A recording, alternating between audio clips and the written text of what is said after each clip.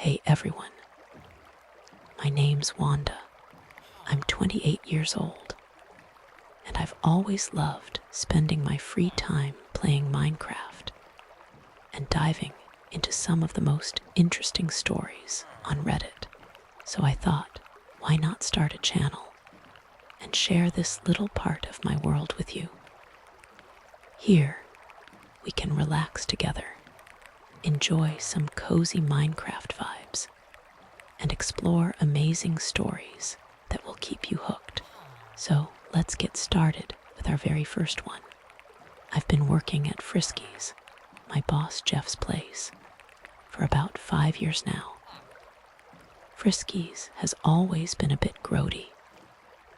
When they say a place is a dive, Frisky's is the low benchmark that other bars are diving towards.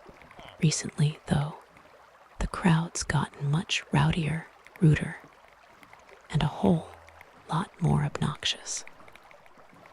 The let's pretend we're dangerous vibe that Frisky's used to cultivate has given way to a genuine, oh shit, this place is actually dangerous vibe.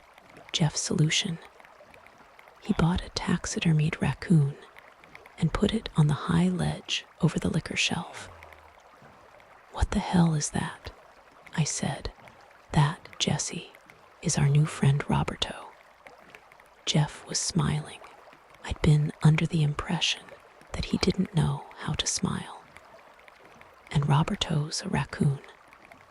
You've got a very keen eye, he said. I see that Roberto the raccoon is dead. Another very astute observation. Okay, I said.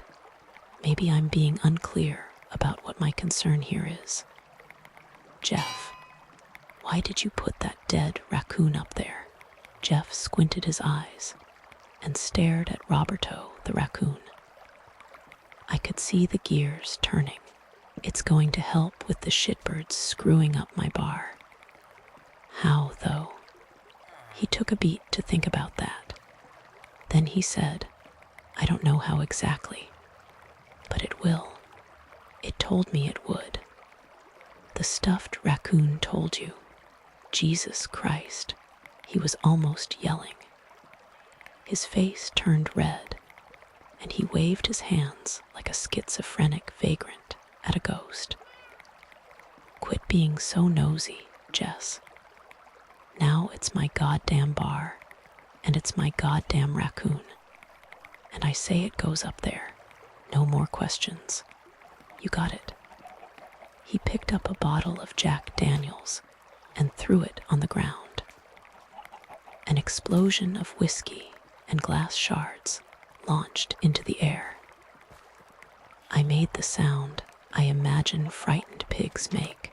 Jeff stared at me, his respiration heavy and ragged as a mnemonic old man S.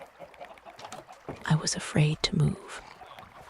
Roberto stays, he said, his face quivering red. And then he stormed out into the parking lot. A few nights later, we had a pretty good crowd of assholes. A biker gang. Or a gang of men who were trying to represent themselves as a biker gang.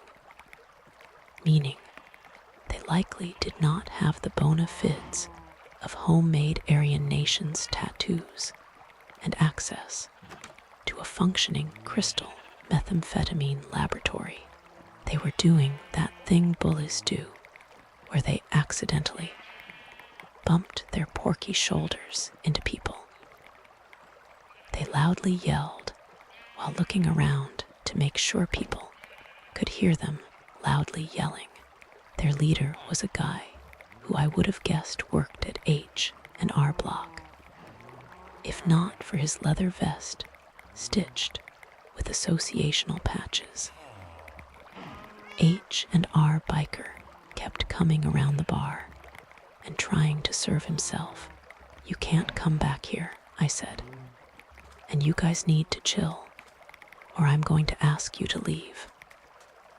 Oh yeah, H&R Biker said. He lifted his shirt displaying the pistol tucked between his overhanging belly and his dungarees. I tightened my lips and said nothing. I do not like guns in the bar. Guns and booze are a bad, bad mix. Their combined presence anticipates events like ATF raids, asset forfeiture, and condemnation proceedings. I walked away. A while later, Jeff came out of the office. I guess he noticed something was wrong. He came up to me and placed his hand on my shoulder, which was unusual because Jeff was not a physically affectionate or even physically comfortable person. Jess, what's wrong? You seem troubled. I shook my head, avoiding eye contact while I wiped down the bar top. Nothing. Everything's fine. I wasn't very convincing, as you might guess. I can lie as well as the next gal, but not when I'm scared. One of the regulars, a body old skis with missing teeth and untrimmed facial hair developing into an accidental handlebar mustache, whose name was Hank, leaned over the bar and told Jeff, "One of those Hell's Angel wannabes has a piece, a gun." "Yep," Hank said, nodding toward the guy who'd flashed me his pistol. "The one who looks like the fat feller from Seinfeld. He's packing." "I see," Jeff said. "Let me think about what I should do." Quella grand riton lavor nous guide. Me and Hank traded glances. Both of us were probably confused by Jeff speaking what sounded like French, especially because he was a Freedom Fries guy. We watched him re-enter his office. "What was that about?" I said. Hank shrugged and sipped his beer before offering this philosophical gem. The French, a very strange race. They fight with their feet and fuck with their face. Jeff came almost right back out of the office, then around the counter and behind me. He climbed up on the back bar. I saw something shining silver in his hand. It was a needle. Jeff stuck the needle into Roberto the raccoon's chest and said, "Grand riton lavor, Don la sages de ton sang." Then he stuck out his tongue and pushed the needle through the tip. Me and Hank looked at each other again. This time, clear evidence of alarm on both of our faces. Both of us completely flabbergasted. Jeff got down from the back bar. He removed the needle from his tongue and tucked it under the wristband of his watch. Blood dribbled down over his lips. It ran over his chin like a Halloween vampire mask. He approached H and R biker and his henchmen at the table where they were sitting. H and R biker looked up at Jeff. "What the hell do you want?" The speed and power of Jeff's violence stunned me. He shot his rigid palm from his side like a pneumatic nail gun rocketing out a nail, and smashed H and R biker's nose flat into his face. The way the blood exploded from the guy's nose reminded me of stepping on a fast food ketchup packet before I could really understand what was happening. Jeff had pulled the man's gun from his waistband, cocked it, and then pressed the barrel against his forehead. Several of the other bikers reached for their waistbands, their backs, or their vests. Jeff discharged a round in the middle of the table before bringing it back to H and R biker's skull. "The first one of you to touch your guns gets your buddy plugged." You are desecrating the temple of Roberto. I am his apprentice, I warn thee, who would anger the great one who eats trash. The bikers looked at one another's faces. I think each Confederate was gauging whether their fellows were planning on making a move. But then Jeff started murmuring crazy whispers, with the sound harshly clipped off at the end, the quiet babble of lunatics before they explode. I think they were afraid to even move. They must have been, I was, and Jeff was on my side. Jeff squeezed the pistol grip so tight that his suntanned fingers blanched white all the way through. After a minute, one of the bikers said, "We'll go. Just let us leave, and we'll get up and walk out. We're sorry about the trouble." A minor chorus of yes and okays were half-heartedly mumbled, indicating a majority vote. You can't desecrate his temple. Those who trespass before him will be piled upon the refuse of his dumpster and scattered by his nursery's great feast. Jeff waved the gun and screamed, "Do you understand?" "We understand, sir, we understand." "I promise we understand," their spokesman said. Jeff seemed to be considering it. Finally, he dropped the gun down by his side. "Then go, and may Le Grand Raton forgive you, and bless your dreams with his omens." The bikers left. Jeff went into his office and sat down. I checked on him before I closed up for the night. He was asleep in his chair. Over the next few weeks, my boss's behavior changed, becoming more bizarre by the day. Once, when it was my shift to open the bar, I walked in and found him on his knees, facing Roberto the raccoon, bowing his head and speaking rapid-fire French. I thought of Abraham smashing his father's idols. The patriarch wouldn't have gone in for Jeff's heresies, that's for sure. But whatever Jeff was doing was working. The instigative patrons shaped up or shipped out, and the bar became a reasonably safe place again, while still maintaining a modestly rowdy reputation. But as Jeff reached each new, bizarre toll on his lunatic's turnpike, Frisky's customer base shrunk smaller and smaller until barely even our regulars showed. And that was before things even really got nuts. My phone woke me up. It was my day off, and I had wanted to sleep late. But I was also expecting a birthday present from my aunt, and I had to keep an ear out for the delivery driver's call. I looked at my phone. It told me both that it was 4 a.m. and that Jeff was calling. I answered, "Yeah, Jess, I have something very important to show you. Can I pick you up?" I sat up in bed. "Jeff, well, what? Do you know what time it is? I need to show you. It's very important that I show you. I'm waiting outside. Please, It sounded like he was about to cry. "I need your help, Jess."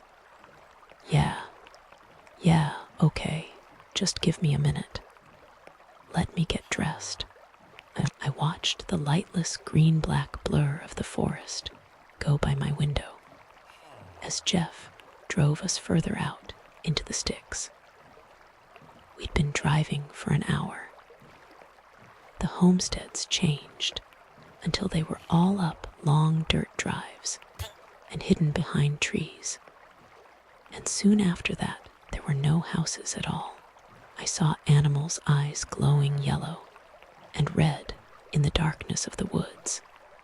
Daylight still more than an hour away.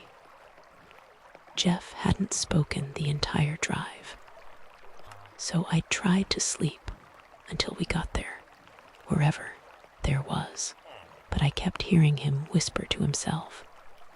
Those whispers with words harshly clipped at their ends.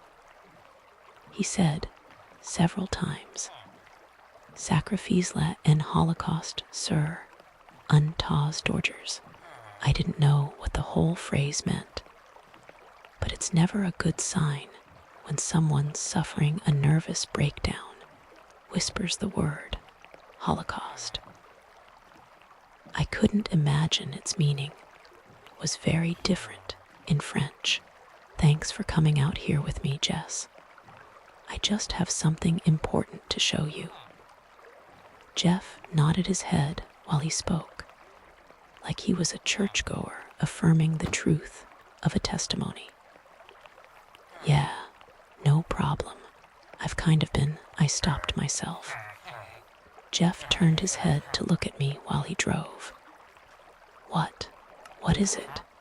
You can tell me." I turned to face him too. I couldn't believe it. I thought I might cry. "I've been really worried about you." Like I nervously laughed through my clogged nose, wiping the corner of my eye, like really, really worried about you. I looked into his eyes, waiting. I jumped in my seat when he started laughing. And it was weird, forced laughter, and it got louder and louder, until it was wild, unhinged laughter that had no connection to humor. He suddenly just clamped down on it, the sound of someone closing a door on a loud, laugh-tracked sitcom. "That's crazy, Jess. That's really a crazy thing to say. I'm doing so good. I'm doing the best I've ever been." He whipped the steering wheel suddenly to the right. I screamed. He didn't even respond to me screaming. "Jeff, where are we going? You're starting to scare me." Well, we're here now. You'll see right now. You'll see." He pulled off on a dirt road. After a minute, he stopped the car in a clearing inside a dense circle of pines. Here we are. It took me a minute to understand what the car's headlights were illuminating. Maybe because they were familiar physical phenomena and objects, but in places where I'd never seen them before, and like sliding the last puzzle piece into place, it became clear. There was a shovel and a big dirt hole, a tarp and bungee cords right beside the freshly dug. It was a grave. "Jeff," my speech was interrupted by blunt force trauma. I felt a distant pain and saw a bright flash of light. I'd been hit so hard that he'd knocked me out with the first punch. I came to, and it seemed like only seconds later. Jeff was dragging me by my legs toward the unmarked grave. I screamed, and I kicked at his hands. He grabbed me by my ponytail and whipped me forward. He tore hair from my scalp. He was so much stronger than he looked. It caught me unaware, and he seized on my shock. I felt his work boots slam into my ribs, heard the crunching sound and shooting pain when they broke. "Jess, don't make this harder than it has to be. Roberto has chosen you." Whatever was going to happen was going to happen. My broken ribs meant I was incapacitated. Every breath was agony. I cried even though it hurt something awful to let myself cry. Even if I kept quiet and didn't move while I did. I watched him walk back to his still idling car and open the trunk before taking something out of it. He walked back over next to me, and I saw he was holding the taxidermied raccoon. He placed it right next to my head, then bent down close and whispered to me, "This is a great honor for you." I heard him sniffling. "It's a shame he chose you, but it's also a great honor. You're going to go to Paradis des Ratons Laveurs. You'll see. You'll get an entire new life, resurrected as one of Roberto's very own, and you'll have all the trash you could ever eat, Jess. There'll be no more pain. There'll just be overflowing dumpsters and a new ring-tailed family to keep you in their gaze. You'll see. You'll, Jeff." I heard someone yell. I recognized that voice. How did I know that voice? "Let her go," the voice said, and I heard the sound of a shotgun cocked. I managed to turn my head. It was Hank. He was flanked on all sides by almost a half-dozen coonhounds, a treeing Walker coonhound, a few red bones, 2 Blutic coonhounds, too. Jeff hissed. "El enemy, jure infernal." "Jessica," Hank said, "can you drive that car?" I croaked, hardly able to speak. "I don't think I can." Hank was quiet for a short moment. "Well," he then said, "you're going to have to." Hank whistled. It was loud and sharp, an expert's taxi hail. "Louis," he said, looking at one of the Blutic hounds, who responded by stiffening his body from his snout to the tip of his tail. "Eminla à la voiture." Louis, the Blutic coonhound, came and dipped his neck low next to me. He nudged my arms with his nose. I understood. I wrapped my arms around his neck. It was unbearable pain. But I understood the only other option was to stay here, and I didn't want to see what happened next. Hank kept his shotgun trained on Jeff as I completed the excruciating and slow process of getting in the driver's seat of Jeff's car. "El Enterer," Hank shouted, and the other 5 coonhounds surrounded Jeff and the taxidermied raccoon. Then Hank backed up to the car, keeping the shotgun barrel level with Jeff's head. He knocked on the window, and I rolled it down. "Hank, I don't think I can drive," I said. "You ain't got a choice now, kid. 'Cause I got business to take care of, and you can't be here to see it." I looked over at Jeff. "What are you going to do with him?" He looked at me, sucked his teeth, and looked over his shoulder. He used his hand to signal directions as he spoke. "You drive out the way you came in. When you come to the main road, go left. It's gonna take you longer, but keep on that road all the way until you see signs for the parkway. Take the parkway south. You'll be back in town inside of an hour. I'll come find you." "What are you going to do, Hank?" "Goodbye, Jessica. Go now, go." Maneuvering the car with my broken ribs hurt worse than anything I'd ever felt. But I managed to make it all the way home without crying.